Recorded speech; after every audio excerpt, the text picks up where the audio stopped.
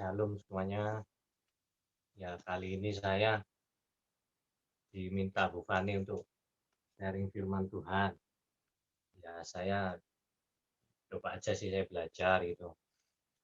Firman Tuhan ini bukan maksud saya ini sok beragama atau sok menggurui ya, bukan ya, karena saya sendiri juga belum belum mengerti banget, belum hafal banget tentang Alkitab gitu. Jadi ya belajar dan apa yang saya sampaikan ini juga lebih banyak ini berbicara kepada diri saya sendiri juga. Jadi temanya ini judul berikutnya sih di firman Tuhan kedatangan kerajaan Allah. Lukas 17 ayat 20. Nah, saya baca aja ya di Lukas 17 ayat 20. Kedatangan kerajaan Allah. Ayat 20. Atas pernyataan orang-orang Farisi, apabila kerajaan Allah akan datang, Yesus menjawab, katanya, kerajaan Allah datang tanpa tanda-tanda lahiriah. Juga orang tidak dapat mengatakan, lihat, ia ada di sini, atau ia ada di sana. Sebab sesungguhnya kerajaan Allah ada di antara kamu. Ya mungkin kalau ini secara manusia kan, kalau mau melahirkan kan ada tanda-tanda lahir, ada tanda-tanda kedatangan bayi, cabang bayi yang ditunggu. Nah, namun di sini dikatakan kerajaan Allah datang tanpa tanda-tanda lahiriah. Juga tidak dapat orang mengatakan, lihat ia ada di sana atau ia ada di sini. Sesungguhnya kerajaan Allah ada di antara kamu. Berarti kerajaan Allah itu memang ada di antara ya kita semua ini, dalam hati kita ini. Ayat 22, dan ia berkata kepada murid-muridnya, akan datang waktunya kamu ingin melihat satu daripada hari-hari anak manusia itu, dan kamu tidak akan melihatnya. Dan orang akan berkata kepadamu, lihat ia ada di sana, lihat ia ada di sini. Jangan kamu pergi ke situ, jangan kamu ikut itu. Sebab sama seperti kilat memancar dari ujung langit yang satu ke ujung langit yang lain. Demikian pula lah kelak halnya anak manusia pada hari kedatangannya. Lanjut ayat 25, tetapi ia harus menanggung banyak penderitaan dan hulu dan ditolak oleh angkatan ini. Dan sama seperti terjadi pada zaman Nuh. Dengan demikian pula halnya kelak pada hari-hari anak manusia. Nah, mungkin di sini dibilang sama seperti terjadi pada zaman Nuh. Waktu Nuh bilang akan datang ini banjir yang akan membinasakan, menghanyutkan semua orang. Orang-orang kan mengatakan, wah nggak mungkin, ini gila, orang gila ini, mana ada Baterah Nuh, Baterah akan menewaskan orang atau banjir yang begitu dahsyat. Orang kan pasti mikirnya, oh, ini orang gila lah, Pak. Nah, ayat 25 dikatakan, tetapi ia di sini huruf besar. Jadi Yesus harus menanggung banyak penderitaan dan hulu dan ditolak oleh angkatan ini. Mungkin yang saya tangkap mungkin pada zaman-zaman nanti Tuhan datang itu akan banyak orang menolak gitu, penolakan orang oleh angkatan yang ini gitu. Jadi sama seperti pada zamannya Nuh itu. Orang nggak percaya gitu sama Nuh kalau akan datang bahtera. Ayat 27, mereka makan dan minum, mereka kawin dan dikawinkan sampai kepada hari Nuh masuk ke dalam bahtera.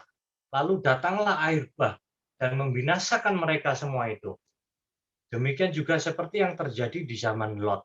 Mereka makan, minum, jadi mereka seperti biasa, anggap seperti zaman sekarang ini. Saat ini kan kita ini memang rasanya kita ini benar-benar di akhir zaman gitu loh. Jadi sama seperti sekarang ini juga mereka merasa, oh nggak ada apa-apa ya, meskipun ada corona, ada ini, ah nggak mungkin lah ini, masa sih ini akhir zaman, kan mas pasti semua bertanya, saya juga pun bertanya seperti itu, namanya kita manusia ya. Orang mengatakan demikian juga seperti yang terjadi pada zaman Lot, mereka makan, minum, mereka membeli, menjual, mereka menanam, membangun.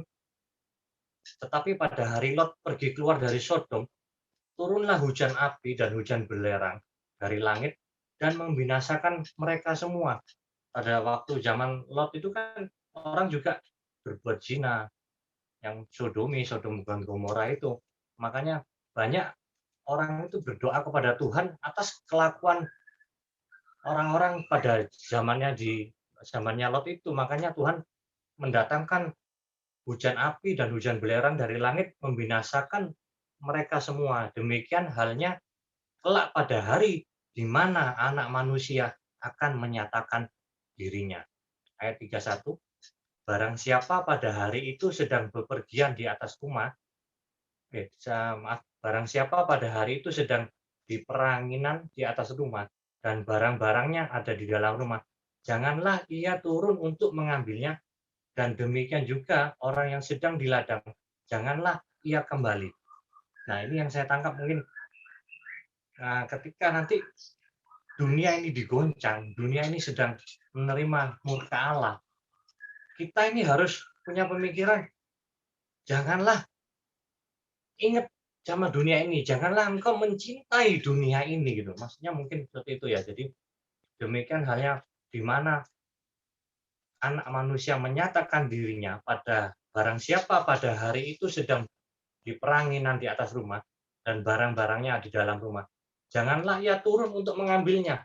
Jadi jangan ingat harta kita seperti istrinya Lot itu. Dikatakan di sini, ingatlah akan istri Lot, ayat 32, ingatlah akan istri Lot.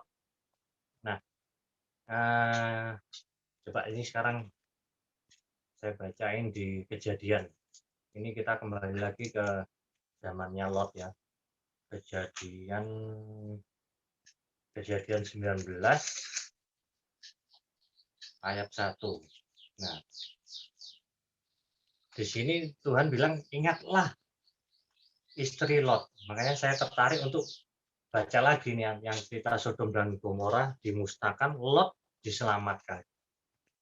Kejadian 19 ayat 1. Kedua malaikat itu tiba di Sodom pada waktu petang. Lot sedang duduk di depan pintu gerbang Sodom. Dan ketika melihat mereka, jadi Lot ini melihat dua orang malaikat yang tiba di Sodom waktu petang. Lot sedang duduk di depan gerbang. Lot itu melihat ada malaikat, terus bangunlah Lot menyongsong mereka, lalu sujud, Lot sujud dengan mukanya sampai ke tanah, serta berkata, Tuhan, Tuhan, silakanlah singgah ke rumah hambamu ini, bermalamlah di sini, dan basuhlah kakimu, maka besok pagi Tuhan boleh melanjutkan perjalanannya. Jawab malaikat ini, tidak, kami tidak akan bermalam di tanah lapang, kami tidak akan bermalam di tanah lapang, tetapi jawab mereka tidak. Dia bilang, kami akan bermalam di tanah lapang. Malaikat ini nggak mau diajak masuk sama Lot untuk masuk bermalam ke rumahnya, nggak mau. Tetapi karena Lot ini sangat memaksa mereka, mendesak malaikat itu, akhirnya singgahlah mereka dan masuk ke dalam rumahnya. Kemudian ia menyediakan hidangan bagi mereka, ia membakar roti yang tidak beragi, lalu mereka makan. Nah, ayat 4, tetapi sebelum mereka tidur, orang-orang lelaki dari kota Sodom itu, dari yang muda sampai yang tua, bahkan seluruh kota, tidak ada yang terkecuali, datang mengepung rumah itu. Jadi mereka ini nggak tahu kalau itu malaikat, itu dikiranya ini ada orang baru datang nginap di rumahnya Lot. Mereka bersuruh kepada Lot, di manakah orang-orang yang datang kepadamu malam ini? Bawalah mereka keluar kepada kami, supaya kami pakai mereka. Betapa orang-orang ini sangat keji ya perbuatannya. Dia lihat dua orang ini dikira mau disodomi itu istilahnya kan, mau dipakai gitu. Bawalah mereka keluar kepada kami supaya kami pakai mereka. Lalu keluarlah Lot menemui mereka ke depan pintu, tetapi pintunya ditutup di belakangnya. Dan ia berkata, saudara-saudaraku, janganlah kiranya berbuat jahat. Kamu tahu, aku mempunyai dua orang perempuan, sampai perempuan ini diberikan, yang belum pernah dijamah laki-laki. Baiklah mereka aku bawa keluar kepadamu. Perbuatlah mereka seperti yang kamu pandang baik. Hanya jangan kamu apa-apakan orang-orang ini, sebab mereka memang datang untuk berlindung di dalam rumahku. Tapi mereka bilang apa? Mereka berkata, nyalah, lagi kata mereka, orang ini datang ke sini sebagai orang asing dan dia mau menjadi hakim atas kita. Sekarang kami akan menganiaya engkau lebih daripada kedua orang itu. Lalu mereka mendesak orang itu, yaitu Lot, dengan keras, dan mereka mendekat untuk mendobrak pintu, tetapi kedua orang itu mengulurkan tangannya menarik Lot. Jadi Lot tarik lagi masuk ke dalam rumahnya, lalu menutup pintu. Dan mereka mereka membutakan. Jadi malaikat ini membutakan mata orang-orang yang di depan pintu rumah itu, dari yang kecil sampai yang besar, sehingga percumalah orang-orang itu mencari-cari pintu, ya nggak bisa melihat lagi. Ayat 12. Lalu kedua orang itu berkata kepada Lot, siapakah kaummu yang ada di sini lagi? Mereka menantu atau anakmu laki-laki, anakmu perempuan, atau siapa saja kaummu di kota ini, bawalah mereka keluar dari tempat ini, sebab kami akan memusnahkan tempat ini.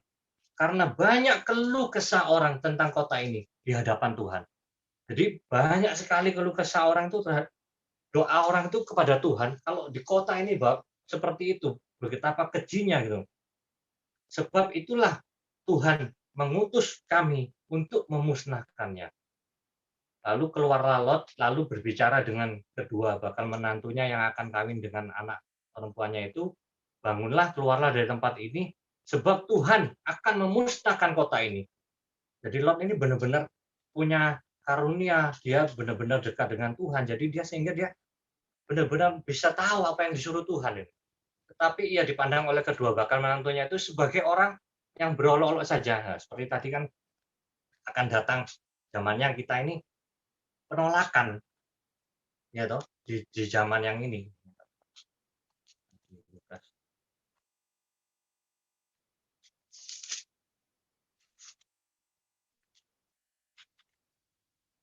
Nah, tetapi ia harus menanggung banyak penderitaan dan hulu ditolak oleh angkatan ini. Nah, sama dengan Lot.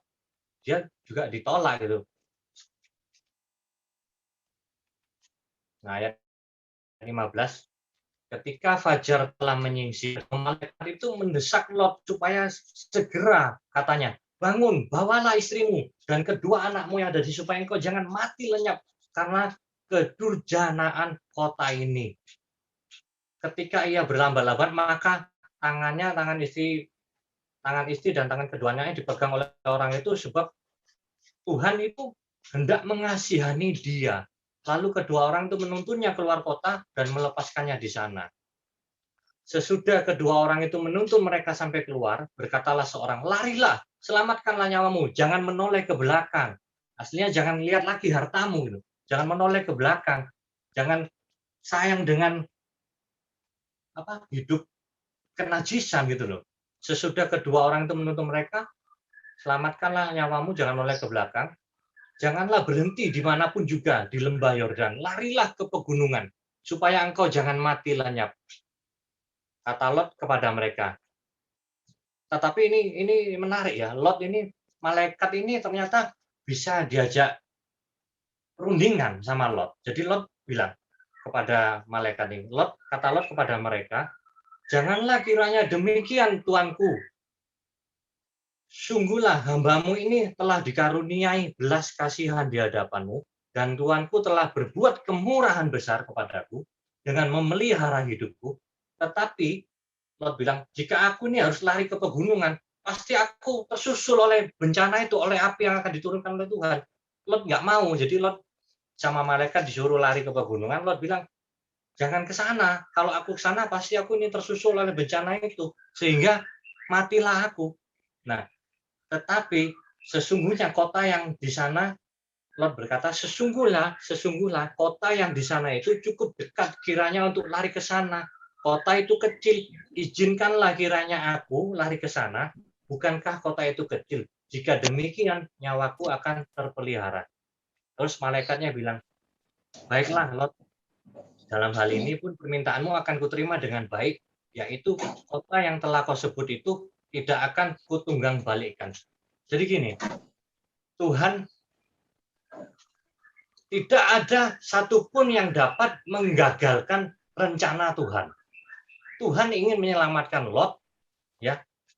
Bahkan malaikat pun ini nggak bisa mendahului Tuhan. Istilahnya sama malaikat disuruh lari ke gunung, Lot bilang, Nggak bisa, saya kalau ke gunung, nggak cukup waktu saya untuk lari ke sana. Api itu bakal membinasakan kami. Sebaiknya saya lari ke kota kecil itu. Di kota kecil itu saya akan selamat di sana. Akhirnya negosiasi kan Lot sama malaikat. Akhirnya malaikat, ya sudah, kamu pergi sana, aku nggak akan menunggang balikkan di sana. Terus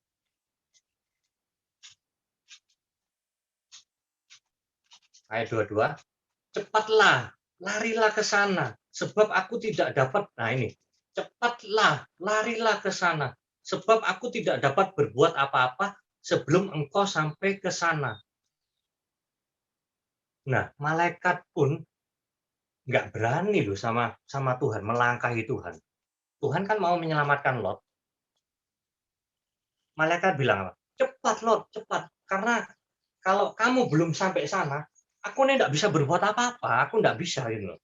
Jadi Lot itu disuruh cepat untuk sampai ke kota itu, sebab aku nggak dapat berbuat apa-apa. Malaikat pun nggak bisa berbuat apa-apa terhadap kita kalau Tuhan itu sudah menghendaki, gitu loh. Jadi intinya kalau Tuhan sudah mau menyelamatkan kita, siapapun nggak akan dapat, bahkan malaikat pun nggak bisa. Makanya malaikat bilang, cepat Lot, kalau kamu belum sampai ke sana, aku nih nggak bisa berbuat apa-apa. Gitu. Nah, itulah sebabnya nama kota itu disebut Soar. Matahari telah terbit menyinari bumi ketika Lot tiba di Soar. Kemudian, nah setelah Lot tiba di Soar itu, kemudian Tuhan ini menurunkan hujan belerang, hujan api atas Sodom dan Gomora yang berasal dari Tuhan dari langit. Dan ditunggang balikannya lah kota itu dan lembah Yordan dan semua penduduk kota serta tumbuh-tumbuhan di sana habis semuanya. Tetapi ini yang tadi firman Tuhan ayat di Lukas itu dibilang, ingatlah akan istri Lot. Tetapi istri Lot ayat 26. Tetapi istri Lot yang berjalan mengikutnya, apa yang dilakukan? Dia menoleh ke belakang, lalu menjadi tiang garam. Ketika Abraham pagi-pagi, ayat 27, ketika Abraham pagi-pagi pergi ke tempat dia berdiri di hadapan Tuhan dan memandang ke arah Sodom dan Gomora serta seluruh tanah lembah Yordan, maka dilihatlah asap dari bumi membumbung ke atas sebagai asap dari dapur peleburan. Demikianlah pada waktu Allah memusnahkan kota-kota di lembah Yordan dan menunggang balikkan kota-kota kediaman Lot, maka Allah ingat kepada Abraham. Oke, ya ini jadi Lot. Jadi Tuhan bilang, ingatlah akan istri Lot. Nah, sekarang kembali lagi ke Lukas 17. Ya, ayat 32. Nanti ayat 31, barang siapa pada hari itu sedang bepergian di atas rumah dan barang-barangnya di dalam rumah, janganlah ia turun untuk mengambilnya. Dan demikian juga orang yang sedang di ladang, janganlah ia kembali. Ingatlah akan istri Lot. Istri Lot tidak bisa meninggalkan kota itu, meninggalkan kota Sodom dan Gomora. Karena apa? Dia ingat rumahnya, ingat kekayaannya dia mungkin ya. Jadi dia disuruh lari, dia menoleh ke belakang hingga dia menjadi tiang garam. Ayat 34 berkata, aku berkata kepadamu pada malam itu, ya ini tentang kedatangan Tuhan ya. Aku berkata kepadamu, pada malam itu ada dua orang di atas satu tempat tidur, yang seorang akan dibawa dan yang lain akan ditinggalkan. Nah ini makanya apa hidup di dalam Tuhan itu memang nggak mudah, tapi cepatlah, cepet gitu. Saya pun sama gitu. Ini berbicara kepada saya gitu. Saya pun nggak mudah gitu. Kita masih emosi, masih suka marah gitu. Tapi apa ya? Cepat, cepat, cepat minta ampun sama Tuhan, kembali kepada Tuhan gitu. Saya bersyukur di sini. Saya ada Pak Ferdi di sini yang bisa ada apa-apa selalu saya minta nasihat. Mentor saya rasanya apa ya? Belum belum pernah gitu. Selama hidup saya ini saya bertemu dengan seorang mentor yang benar-benar melayani saya, benar-benar melayani sampai turun ke bawah. Belum pernah. Ini yang benar-benar dinamakan pelayanan. Makanya ini berbicara kepada saya, hargailah pelayanan hamba Tuhan, hormatilah mereka. Jangan menjadikan pelayanannya itu menjadi sia-sia. Sia-sianya itu apa? Ya kita ini harus benar-benar berubah, harus benar-benar hidup sungguh-sungguh. ngeri gitu kalau kita lihat bahwa Tuhan bilang ada 2 orang di satu tempat tidur, seorang akan ditinggal, seorang akan dibawa. Nggak mudah masuk ke pintu yang sempit itu, nggak mudah gitu. Tapi kalau pintu lebar semua berbondong-bondong pasti datang semua. Kalau masuk ke pintu sempit nggak mudah gitu. Ayat 35, ada 2 orang perempuan bersama-sama menghilang dan seorang akan dibawa dan yang lain akan ditinggalkan. Jadi dengar-dengarlah akan firman Tuhan, hidup kudus di hadapan Tuhan. Jangan sampai ya kita ini nanti maunya kita ini kan sama-sama semua suami, istri, anak-anak ini dibawa Tuhan, sama-sama nggak ada yang tertinggal. Itu kan keinginan kita. Tapi kita ini dipilih Tuhan, disayang Tuhan. Tuhan tuh mau menyelamatkan kita gitu. Tuhan tuh nangis kalau lihat kita itu hidup dalam dosa itu. Tuhan nggak mau gitu. Ayat 36, kalau ada 2 orang di ladang dan yang seorang akan dibawa dan yang lain akan ditinggalkan. Kata mereka kepada Yesus, "Di mana Tuhan?" Katanya kepada mereka, "Di mana ada mayat, di situ ada kerumunan burung nasar." Apa lagi, Pak?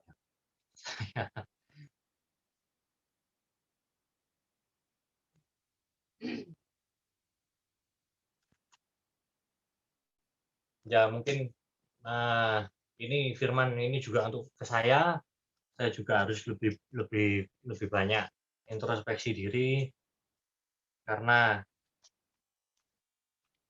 nggak mudah sebenarnya gitu kita hidup di dunia ini memang ya nggak mudah gitu, nggak semudah yang kita omongkan gitu. Dan saya terima kasih dengan Pak Ferdian, mungkin saya nggak bisa membalas apa yang Pak Ferdian lakukan, pelayanan Pak Ferdian untuk kemuliaan Tuhan. Ini mungkin saya membalasnya ya mungkin saya ingin ikut pelayanan dengan Pak Ferdi. Jadi saya mau mempersembahkan diri saya ini untuk melayani Tuhan. Ya, semoga Tuhan masih berbelas kasihan kepada kami gitu. Ya mungkin Pak Ferdi ada yang mau ditambahkan, Pak? Saya rasa ya cukup itu. Terima kasih ya. Pak, terima kasih. Sekali lagi bukan karena saya ya Pak ya, tapi karena Tuhan yang berbelas kasih kepada Pak Rudi, Bu Jenny, dan anak-anak. Itu sehingga Tuhan menggerakkan siapa aja, termasuk hamba-hambanya untuk mengulurkan tangan, untuk membimbing dan lain sebagainya. Cuman jadi firman Tuhan kali ini berbicara tentang kedatangan Tuhan ya. Sama seperti zaman Lot, banyak orang dinasehatin, tapi yang ada malah apa, diolok-olok. Oh enggak lah, enggak mungkin lah. Sama seperti zaman Nuh, dibilang ayo ini banjir bakalan datang. Akhirnya kan Nuh bangun bahtera di atas gunung, malah dibilang ke orang gila, diketawain orang. Kamu gila bangun perahu bahtera di atas gunung, di mana-mana ya, di tepi laut lah gitu. Dia bangunnya malah di atas gunung, disangka orang gila. Jadi memang di akhir zaman ini ya kita berpikirnya tuh jangan berpikir seperti orang kebanyakan. Karena Tuhan Yesus bilang apa? Lebar dan luas jalan menuju kebinasaan, banyak yang melaluinya. Sempit pintu menuju hidup yang kekal dan sedikit orang yang melaluinya. Jadi kalau saya kaitkan firman Tuhan tadi ke konteks yang udah disampaikan oleh Pak Rudi tadi, yang diselamatkan itu sedikit, nggak banyak. Sedikit.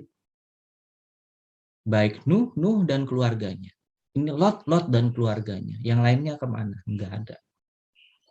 Jadi benar-benar sungguh-sungguh bijaksana di dalam mengambil setiap keputusan, di dalam mengambil sikap. Ini saya dapat satu lagi ya, nih Pak Rudi, terima kasih nih ya Tuhan gerakan kamu untuk buka ayat ini, Lukas 17 ya.